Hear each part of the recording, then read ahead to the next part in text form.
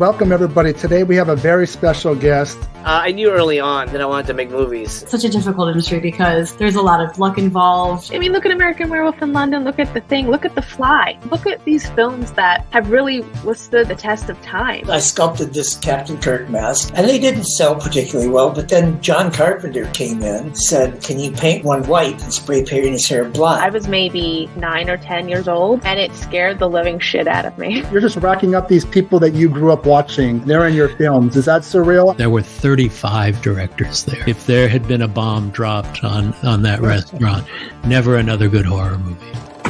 Bene's Bloody Bits. I'm Jason Bene. He's film historian Malcolm Harvey. It's a Monday. Unfortunately, Mondays are never fun in general, but they are when we get to do these videos.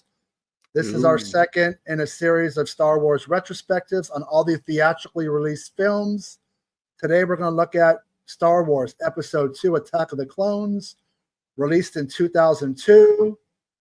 I wasn't a big fan of Episode 1, so let's see. Malcolm definitely liked it more than I did, so let's see where we stand on 2. The story is 10 years later, and somehow Anakin and Padma look like they're the same age. Yeah. You know, like, went from a little boy, she's like a teenager, and now they look the same. Jake Lloyd gets replaced by the equally aggravating Hayden Christensen, who basically winds his way through the whole film. At least they look similar. You know, since an older version, he looks a little bit like him. Yeah, he looks like him. Basically, you got two, you know, like a true Star Wars films. You have a couple plots going at the same time. The big one in this film is, you know, Padma, you know, and Anakin are falling in love. You know, they're supposed to, you know, Jedi are supposed to be like priests, like monks. You can't be doing that. You got to focus on, you know, your craft. Then you got Obi-Wan out there, you know, dealing with this clone army and, you know, the separatists who are, you know, involved with it, which is Count Dooku, played by Christopher Lee. We also run afoul of Jango Fett. And again, I don't know why we need to see all these little kids. We got a little Boba Fett. Yep. But I'm going to go to you first, man. What did you think when you first saw this film? Like your overall, you know, vibe with it? Well, I felt like it should have been called Star Wars Stockholm Syndrome, because throughout the whole bloody movie, Annie is constantly pushing himself on her and going on about, oh, you know, I haven't stopped thinking about her every day since I last saw her 10 years ago. Right? And he's constantly coming on to her and rubbing her back. And she's like, leave me alone. And then all this stuff happens where she almost gets killed.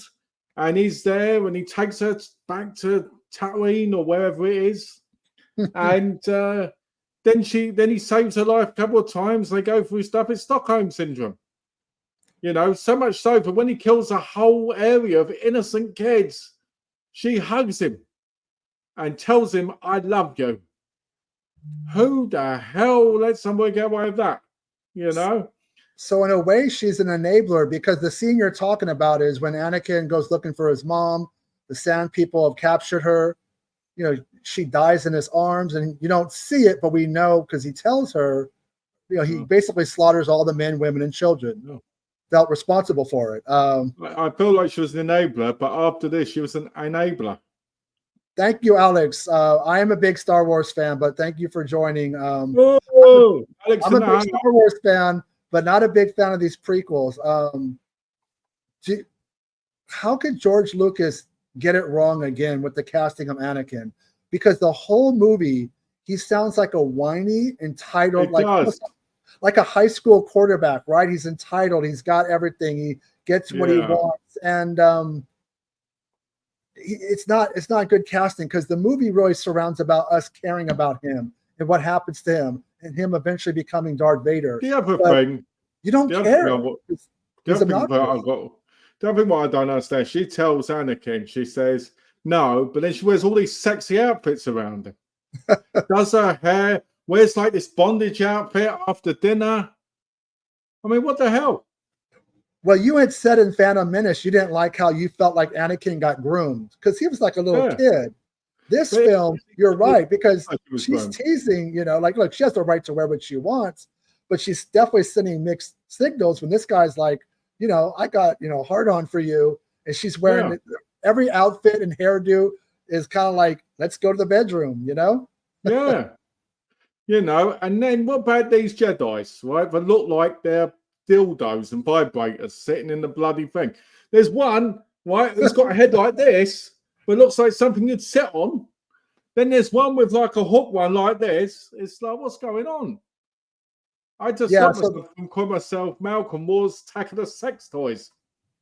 I mean, the big thing about this film is we need to care about Anakin. And through 2 films, I can't stand the dude. And I can't wait for him to come, for him to finally fight Obi-Wan and Obi-Wan to kick his ass, because he's defiant at every turn. He's not a likable character. He wasn't likable. He was obnoxious in Phantom Menace.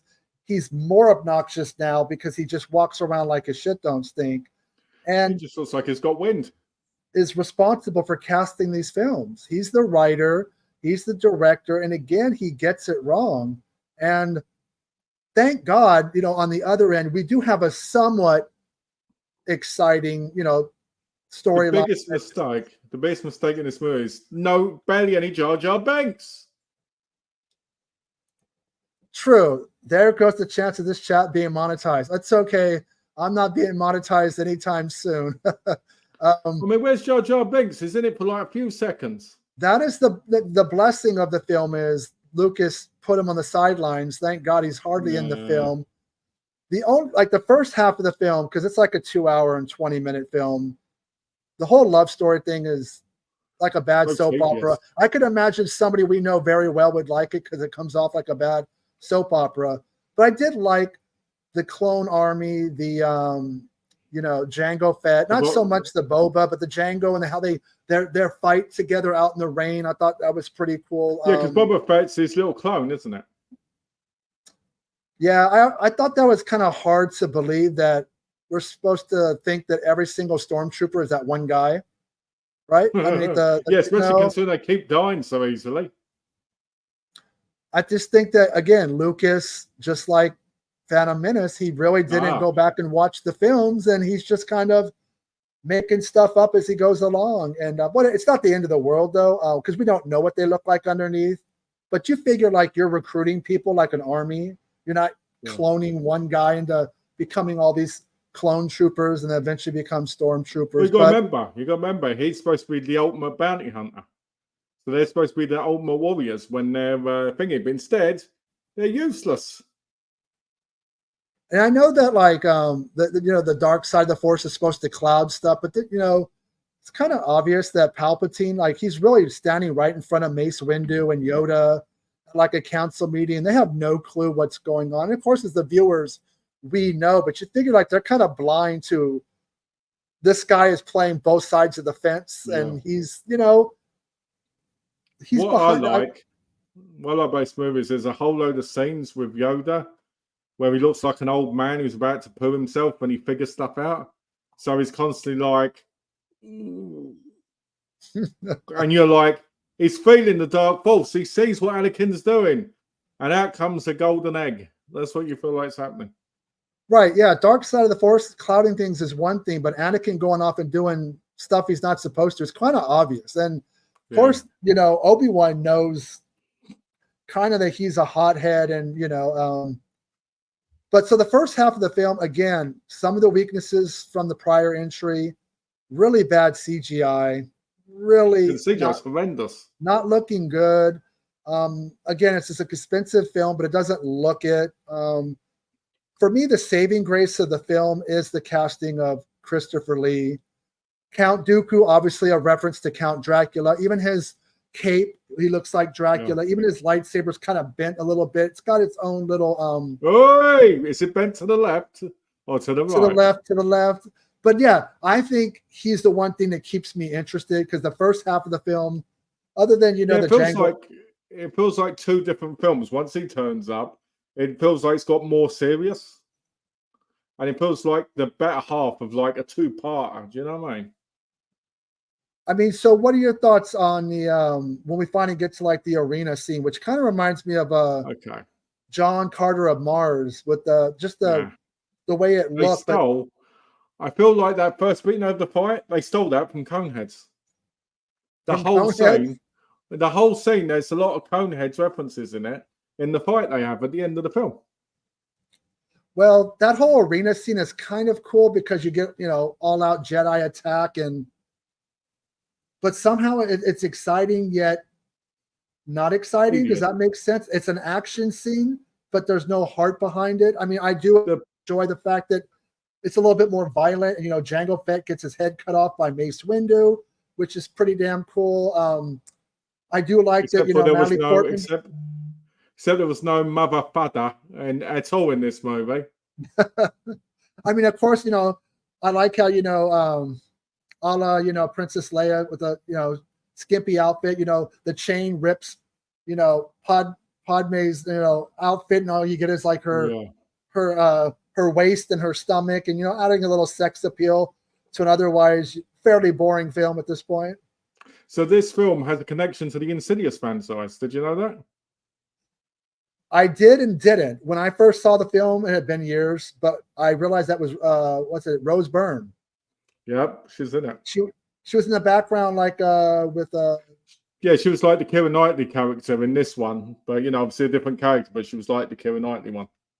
Yeah, because when I first saw the film, that was a long time ago, 22 years ago. She was probably a nobody. It was probably one of her first films, but now she's a pretty big actress. And I did notice it, but only on recently watching it. I hadn't watched the film in many years because, to be honest with you, it was a painful experience.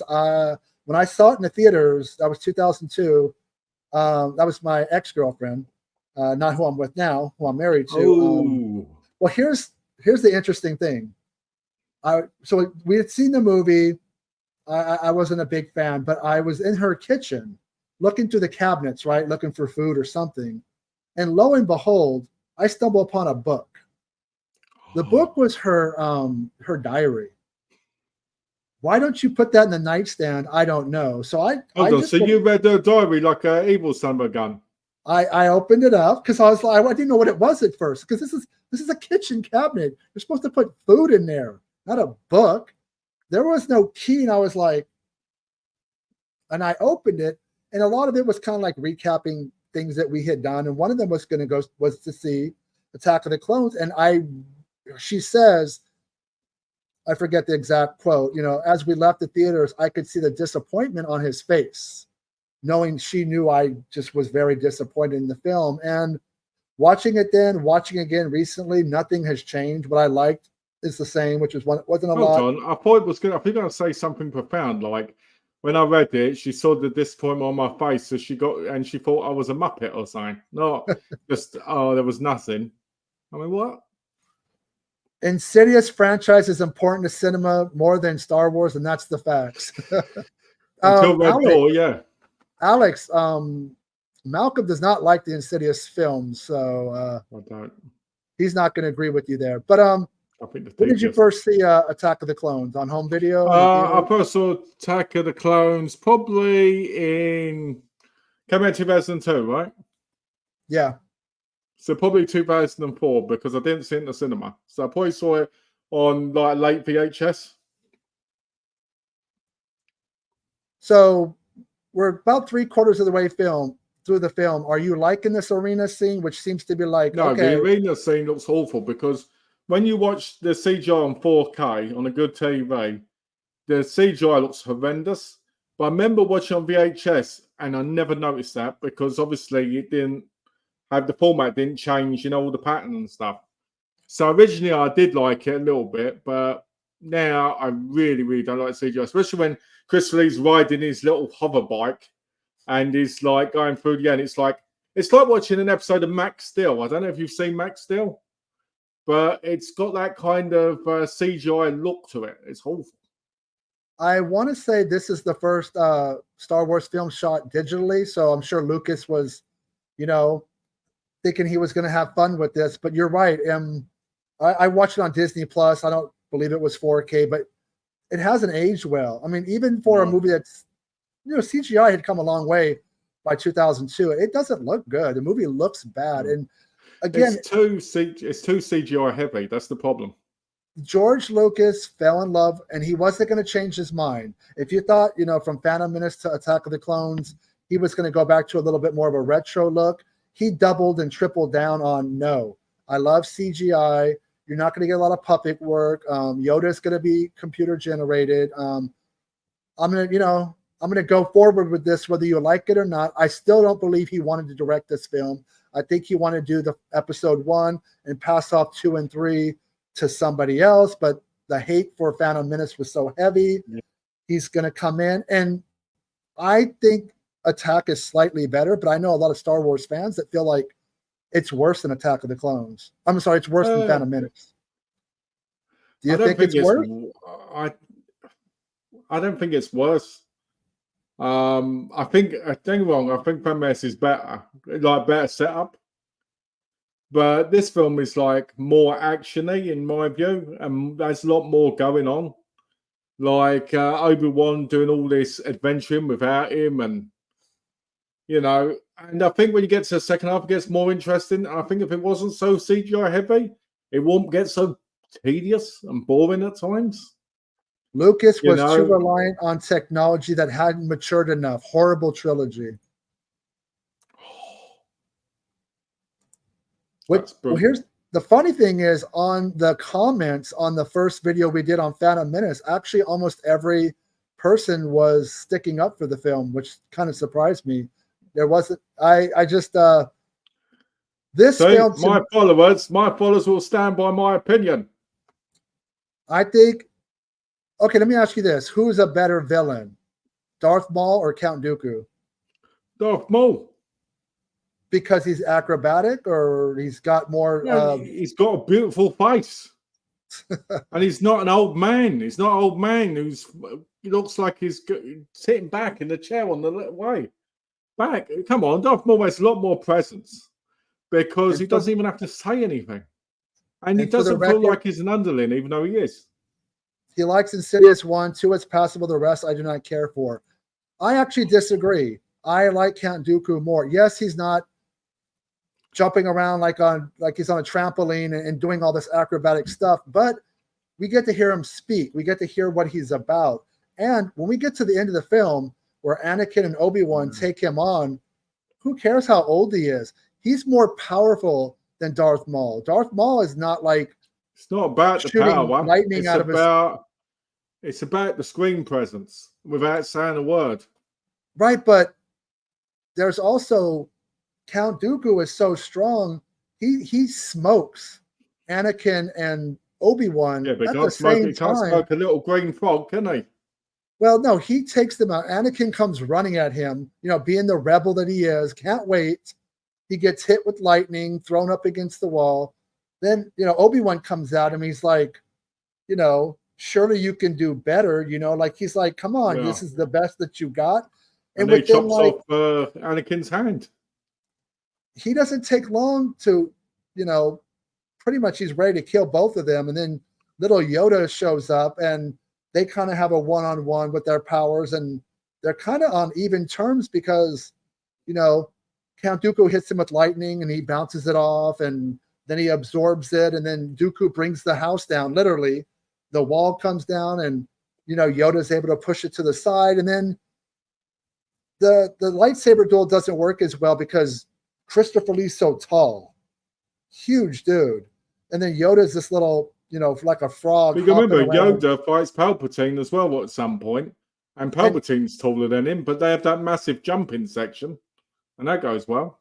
Right, Revenge of the Sith, but I think they're helped out by they're in the Senate chambers, right? And yeah, they are, yeah.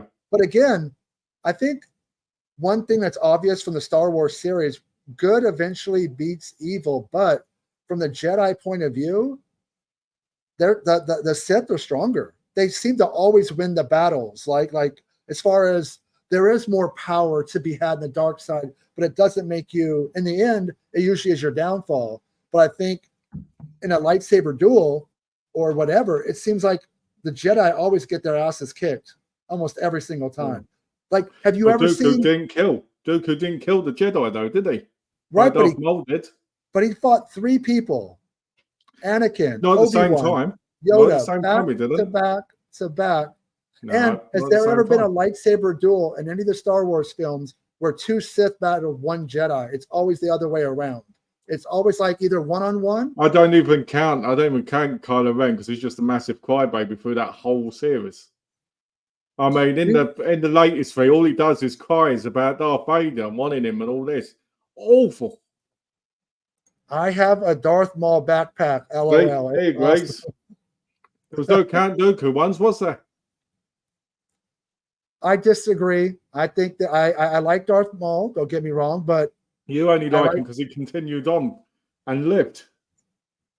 well, hey, give me Christopher Lee. That is the one thing I do like that George Lucas did. You know, he kind of remembered the horror film icon. So, you know, Peter Cushing got cast in A New Hope. Christopher Lee's in Attack of the Clones. Briefly in Revenge of the Sith. We know what happens there. We'll go over that the next time we do one of these videos. But so overall, what are your thoughts on Attack of the Clones as a movie? Do you want to ever watch it again? Where does it stand in the Well, nine, I've watched it film? 5 times in my life, and it's always been one that I've sat there going, why am I watching this again? Do I like the characters? Yeah, I like some of the characters. Count Dooku's good. It's great to see Christopher Lee. It's great to see people that are bigger now than they were then. I like it, but I don't think I think it's an entertaining film, but I think the CGI just wrecks it, and I feel like as time goes by, it makes it more forgettable. Right. And ruins it. And, you know, Natalie Portman not having a full-on nude scene in it doesn't help. Darth Maul had a cameo in Lord of the Rings, Return of the King, one of the orcs. If you're talking about Ray Park, also, he was pretty big at the time. He was Darth Maul, but he also played in the X-Men movie. What was the guy that was kind of like a frog? He was. I know. You know what I'm talking about, right? I do. The one that keeps jumping everywhere. Right. That was Ray Park, you know, and I think he was also in Sleepy Hollow in the stunt scenes with the Headless Horseman. That was Ray Park. So he was really huge. I know he still does the convention scene. Star Wars directed by Tinto Brass. Now we're talking. I guess the look up the closest one is done by Axel Braun. Oh, okay. Is there like a spoof? Like a satire? Yeah, there's multiple of them. And Count Dooku gets with Padme in one. Yeah. Something I forgot about. Did you find it like painful to watch going back to the bad humor, like with C-3PO in the arena scene where his head gets detached and it ends up on top of a droid and he's is that just like, sorry, I don't mean to kill you. I'm sorry, no. Yeah, that was pretty painful. And then R2D2, you know, drags his head, and C-3PO is like, "What a drag!" Isn't that just carryover from some really bad humor from episode one? The sad part as well is that they leave him behind. You know, they leave him behind. Do you know they're the only characters in all the movies? Okay, so we're finishing up on 2. Next month, we're going to tackle Revenge of the Sith. But looking ahead, do you feel like the Clone Wars itself could have been an entire movie? I feel like what Lucas did in all 3 prequels, he smashed so much into the storyline. He never really allowed a lot of things to develop. Like, I'll talk about this more like in Revenge of the Sith, but I feel like Order 66, Let's Kill Off All the Jedi, could have been its own film. The Clone Wars could have been its own film. I think episode 1 you could throw in the dumpster and start with episode 2 being episode 1 and then spreading out. Like, I feel like he crammed way too much in, you know. I think as well, it's not just that. I think the problem with it is that, you know, so much goes on in this movie and so much goes on in the other one. But I think most of these films don't really have real endings either. Like, this film kind of ends on that cliffhanger. You know, because Count Dooku goes off with his sex robot and, you know, while rocking in a rocking chair and goes and sees his boyfriend and, you know, they get married with his metal arm, you know, and it just ends. And you're like, but there is no happy ending because it's still out there. Do you know what I mean? So, but every Star Wars film has kind of ended that way with an open ending. Unless you're talking about Return of the Jedi, obviously we get eventually The Force Awakens, but Yeah. you know, the first and the middle films always seem to like be a cliffhanger. But The other thing yeah, I man, don't get, the other thing I don't what get to finish off on my fault. Sorry to butt in here.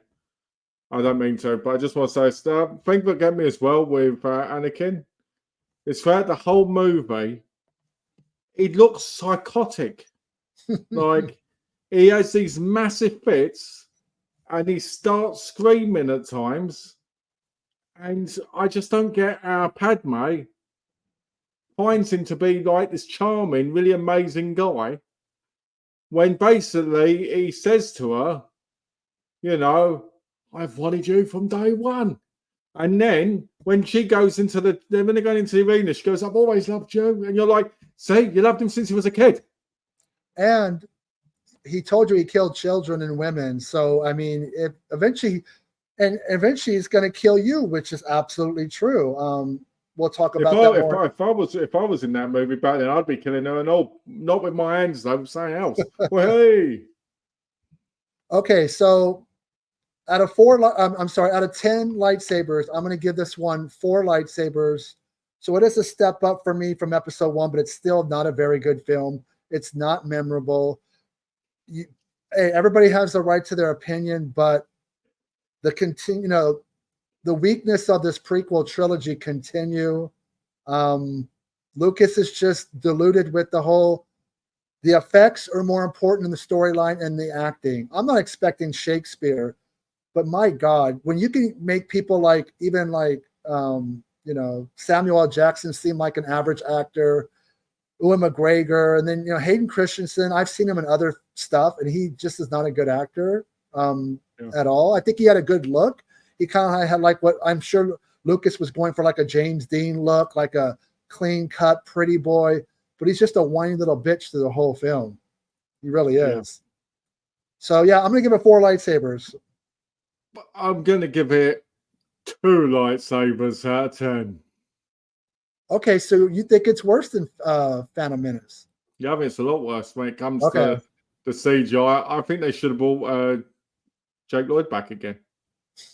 And had him be, I mean, he would have been what, 14? Yeah, bring him back instead. Yeah, I don't have good memories. Like going back and watching this was like, it just brought back memories. I'm trying to think. I'm older. I have a different perspective. Maybe it'll change. It does happen, like it did with Phantasm 5 Ravager. This movie, if anything, I think it might be worse because I was in denial at this time because, in my opinion, there's no such thing. There can't be a bad Star Wars film, right? And then Phantom Menace changed my mind on that. It's obvious that Lucas is, steering straight ahead. He's not looking back. He's not a fan of the original trilogy. That's why he went back and tinkered with it, with the special editions. It is what it is. I know a lot of people hate the quote unquote Disney Star Wars films. I actually enjoy most of those, but we'll get to those at a later time. I'm going to stick to my 4 lightsaber review of Attack of the Clones. You're giving it 2 lightsabers, which is really bad because it's almost giving it a 0, pretty much saying it's a waste of time. The best one in the franchise is Revenge of the Sith. Okay, so Revenge of the Sith, Star Wars Episode 3. We will do that sometime in October. I think it fits Halloween because it is actually probably the most violent. The first PG-13 of the series. I don't know if that makes it a good film. I'll kind of leave that till we talk about it next time. I love that film.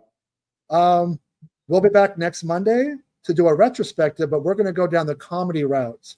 The 1987 classic Summer School with Mark Harmon, Kirstie Alley, and a bunch of what I like is the high school students, all the actors all had like a genre resume either leading into it or after it. Having looked at their careers, I'm like, oh, they were in that horror film or that horror film. Is it a comedy horror? No, I just watched it 2 days ago. It's a comedy, but at the same time, it's a love letter to horror fandom. But I don't think it's a horror comedy at all, even though, without saying too much, there's some stuff that's probably gorier than straight horror films, which was kind of awesome. but I don't want to say too much and want to And save that then- excitement for next week. And then after next week, we're going to do All Ladies Do It by Tinto Brass. So I can talk about the sex scenes.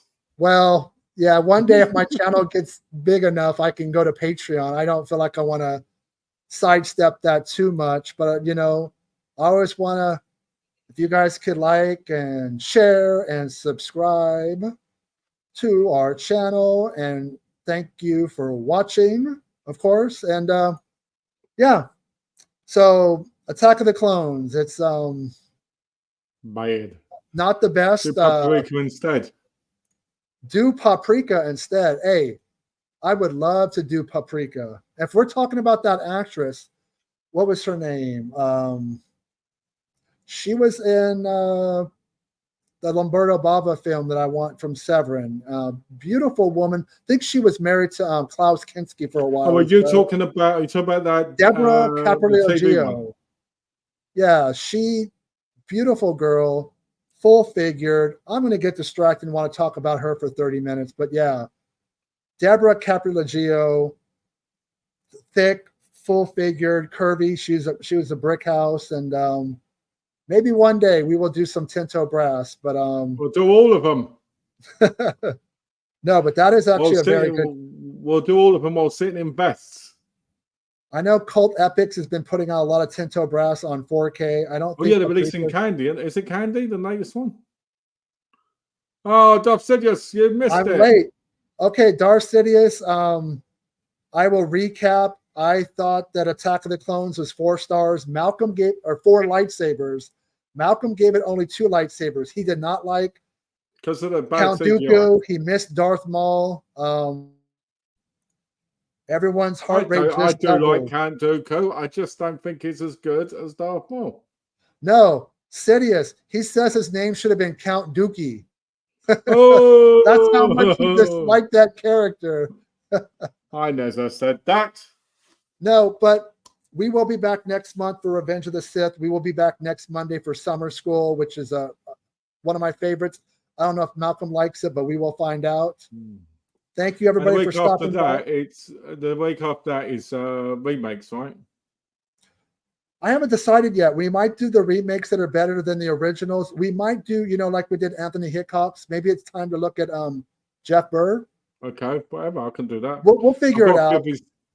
I've got a few of his movies recently, so that's quite good. We will talk about it more backstage, but thank you, everybody, for watching. I appreciate your commenting and your time, and thank you guys for making this channel fun. I appreciate it, and we'll talk to you soon. Take care, guys. Bye-bye.